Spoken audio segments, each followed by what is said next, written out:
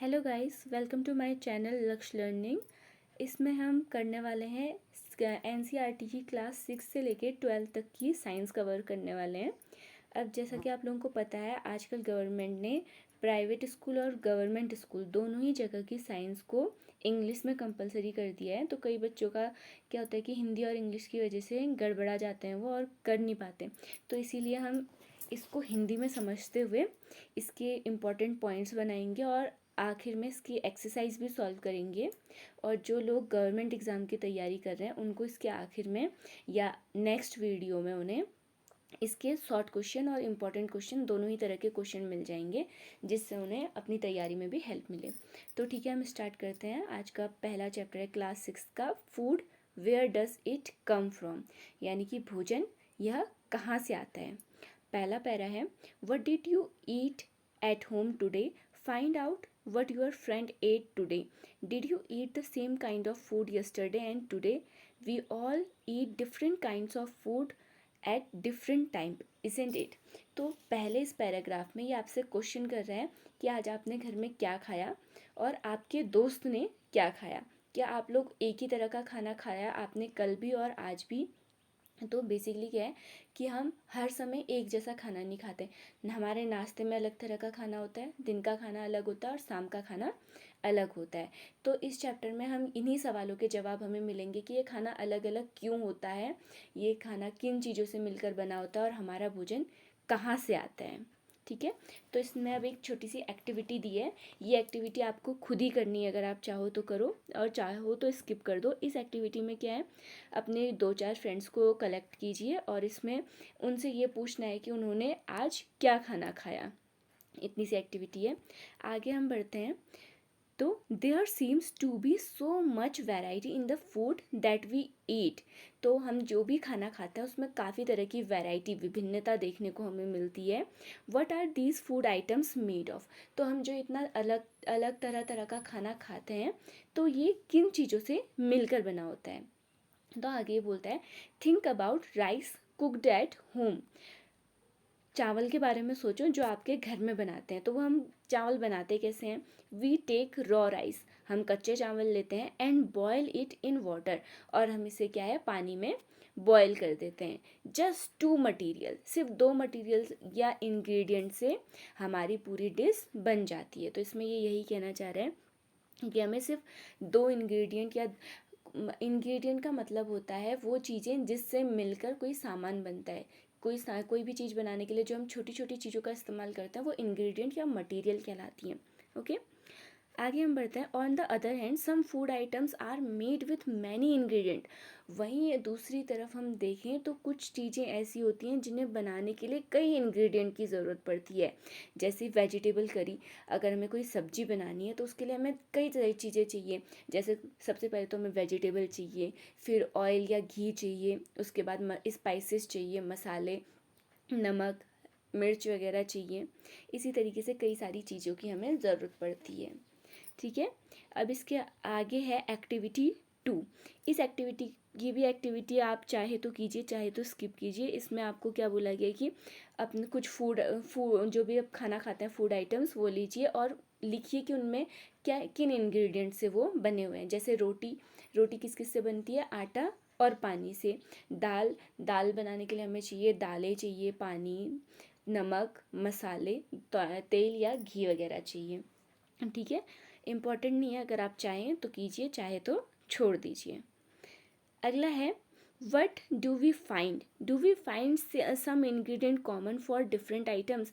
तो आप लोगों ने क्या देखा कि कुछ चीज़ें ऐसी भी हैं जो कई फूड आइटम्स में सेम भी है। हाँ, पानी हमें लगभग हर फूड आइटम में चाहिए, और कोई स्पाइसी खाना बना रहे हैं हम तो उसमें नमक और मसाले भी हमें चाहिए। ठीक है, तो इन चीज़ों को ये डिस्कस करने को कह रहे हैं। अगर आपके साथ में कोई है तो आप डिस्कस कीजिए।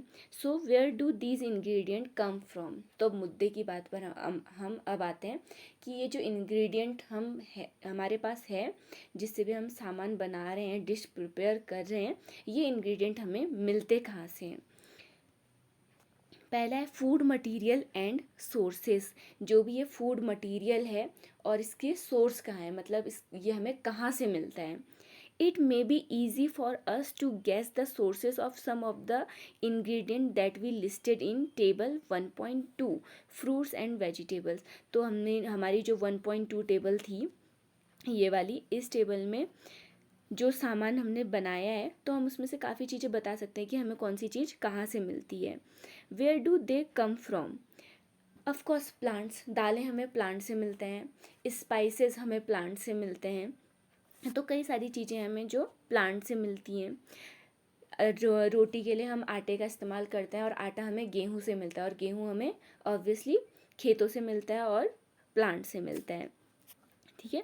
What are the sources of rice और वीट? राइस और वीट का सोर्स ऑब्वियसली हमारे खेतों से ही मिलता है, प्लांट से ही मिलता है. You may have seen paddy or wheat fields with rows and rows of plants which give us these grains. Paddy का मतलब होता है धान.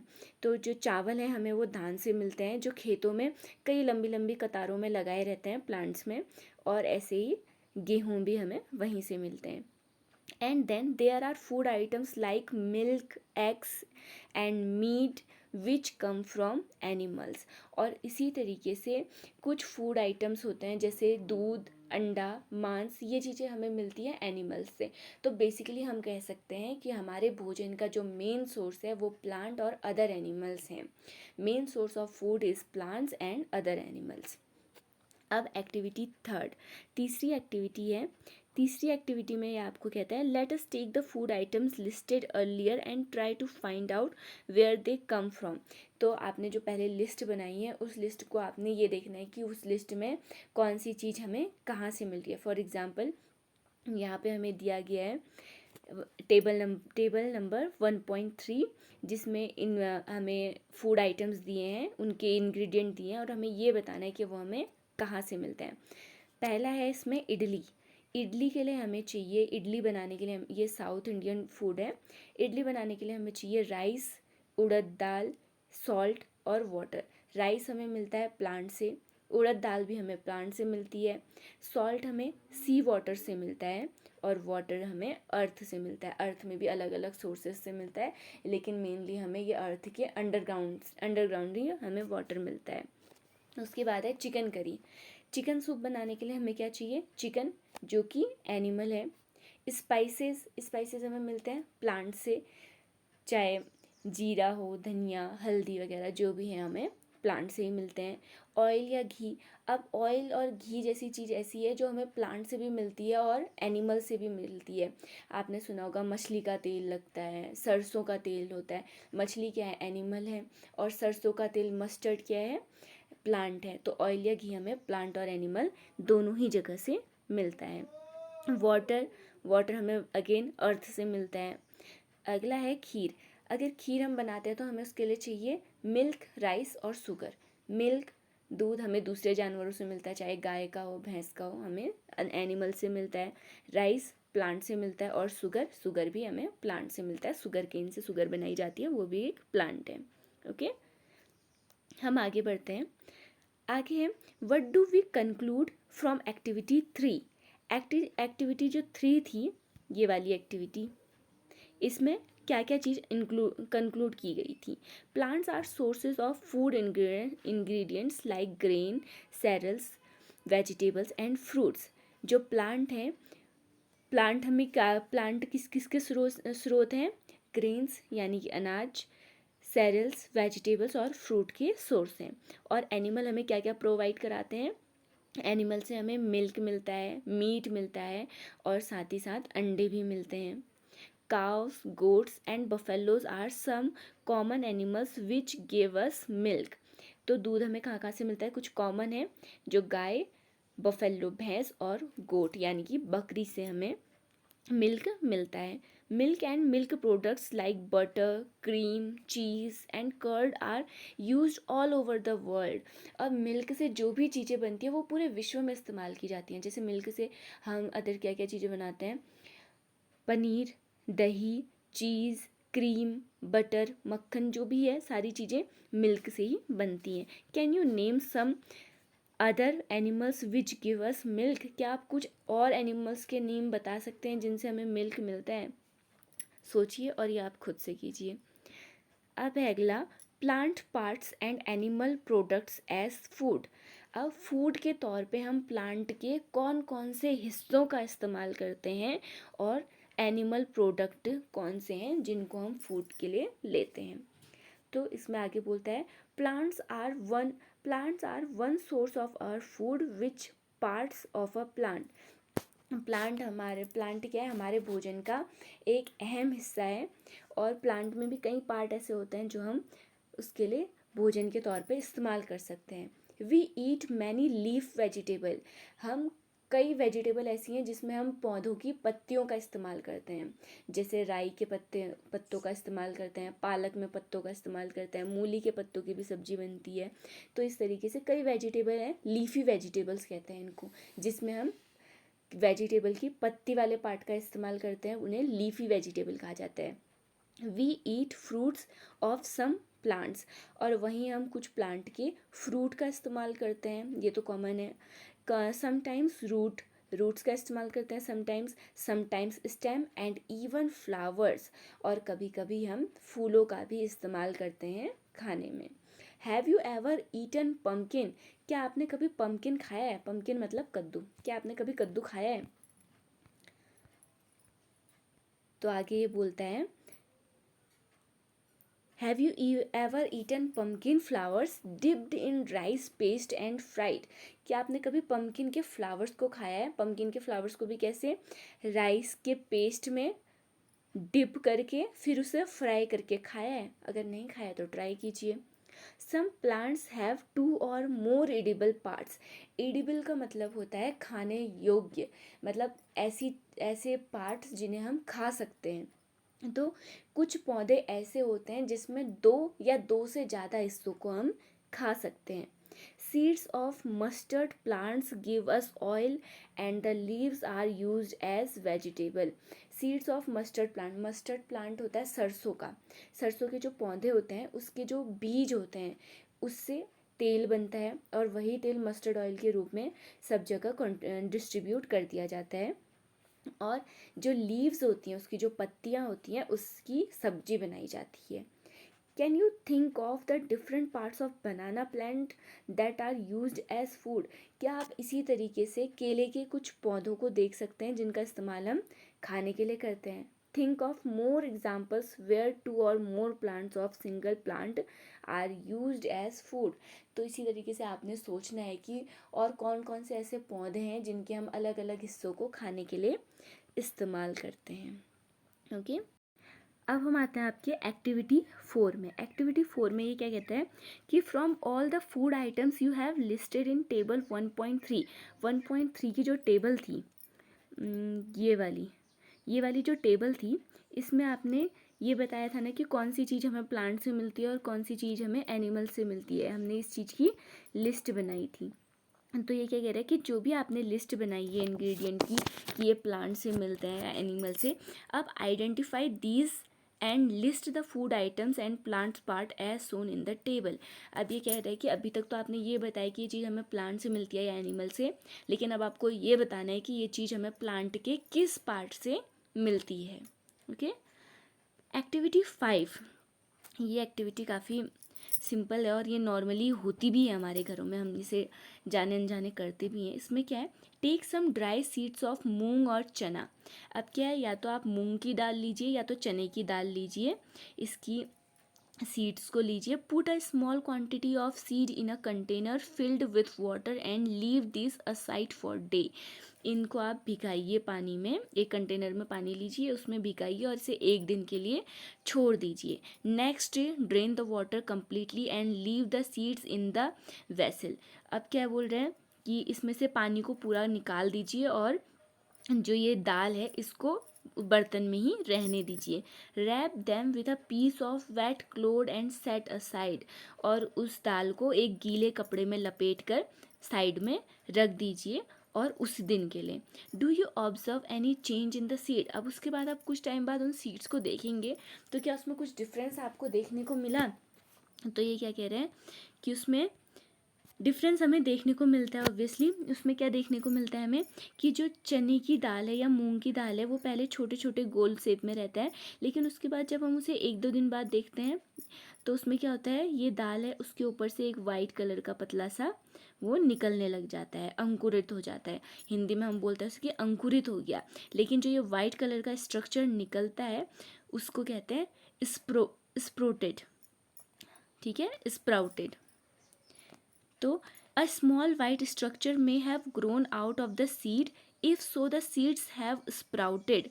तो जो वो वाइट कलर का स्ट्रक्चर निकलता है उसे स्प्राउटेड कहते हैं, और इस तरह के सीड्स को स्प्राउटेड सीड्स कहा जाता है। ओके, इफ़ नॉट, अगर आपके उसमें ऐसा नहीं होता है तो क्या कीजिए, एक बार फिर से उसको पानी में भिगाइए और एक अगले दिन के लिए और उसे रख दीजिए। ठीक है, अब अगला है, after washing these sprouted seeds you can eat them. और जो ये स्प्राउटेड सीड्स हैं हमारे पास, इनको आप खा भी सकते हैं, और यहाँ तक कि इन्हें बॉयल भी किया जा सकता है। और ज़्यादा ही टेस्टी आपको खाना है तो इसमें आप मसाले मिला के भी और हल्का फ्राई करके भी आप इन्हें खा सकते हैं। अगला है, do you know where honey comes from. आपको पता है हनी कहाँ से आता है और how it is produced. Honey कहाँ से आता है और ये कैसे बनता है। तो अब इसमें हमें ये बताएंगे कि ये हनी कहाँ से मिलता है, जो शहद हम खाते हैं वो कहाँ से बनता है। Have you seen a bee hive where so many bees keep buzzing about. Bee hive का मतलब होता है मधुमक्खी का छत्ता। तो क्या आपने मधुमक्खी का छत्ता देखा है जिसमें बहुत सारी मधुमक्खियाँ एक साथ रहती है। तो मधुमक्खियाँ क्या करती हैं, बीज collect nectar sweet juice from flowers, convert it into honey and store it in their hive. तो मधुमक्खियाँ क्या करती हैं, फ्लावर्स में जाती हैं, उनका नेक्टर यानी कि जो फूलों का रस होता है उस रस को लेती हैं और उसको शहद में बदल के अपने छत्ते में स्टोर कर देती हैं, ताकि ये उसका इस्तेमाल ये बाद में कर सकें।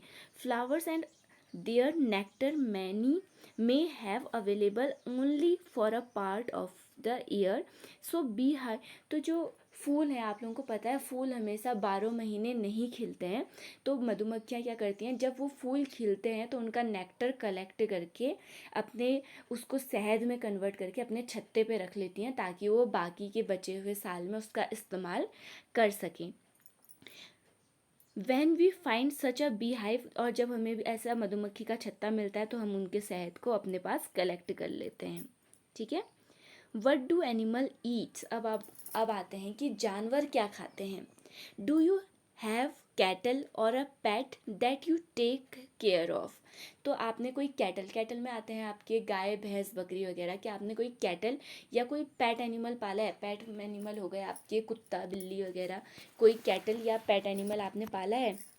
अ डॉग, कैट, बफेलो और अ गोट, क्या आपने इनमें से कुछ भी पाला है। You will then surely be aware of the food the animals। अगर आपने इनमें से कुछ पाला है तो आपको ज़रूर पता होगा कि ये जानवर क्या खाते हैं। The animals eats what about other animals। Have you ever observed what a squirrel, pigeon, lizard और a small insect may be eating as their food। तो आपने क्या कभी सोचा है कि जैसे ये छोटे एनिमल्स हैं, स्क्वेरल हो गया, पिजन हो गया, लिजर्ड या छोटे छोटे कीड़े मकोड़े, ये क्या चीज़ खाते हैं और इनका भोजन कहाँ से आता है। अब आपकी है एक्टिविटी 6। इसमें आपको कुछ एनिमल्स के नेम दिए हैं और आपको ये बताना है कि ये एनिमल फूड के तौर पर क्या खाते हैं। ठीक है, जैसे बफेलो क्या खाता है, ग्रास। ऑयल केक का मतलब होता है खली। हे मतलब सूखी घास और ग्रेन मतलब अनाज। कैट खाती है स्मॉल एनिमल्स, जैसे कैट चूहे को खाती है, बर्ड्स को खाती है और मिल्क खाती है। इसी तरीके से रैट, चूहा क्या खाता है, अनाज और फल सब्जियां वगैरह खाता है। लायन आपको पता है मांसाहारी जीव है, ये दूसरे जानवरों को खाता है। टाइगर भी सेम दूसरे जानवरों को खाता है। जो स्पाइडर होता है, स्पाइडर अपना जाल बुनता है और जाल में जब कीड़े फंस जाते हैं तो उन्हें खाता है। हाउस लिजर्ड की हम बात करें तो हाउस लिजर्ड भी क्या है, घर में जो छोटे छोटे कीड़े मकोड़े होते हैं ये उनको खाती है। काऊ सेम एज बफेलो, वो ग्रास, ऑयल केक, हे और ग्रेन्स वगैरह खाती है।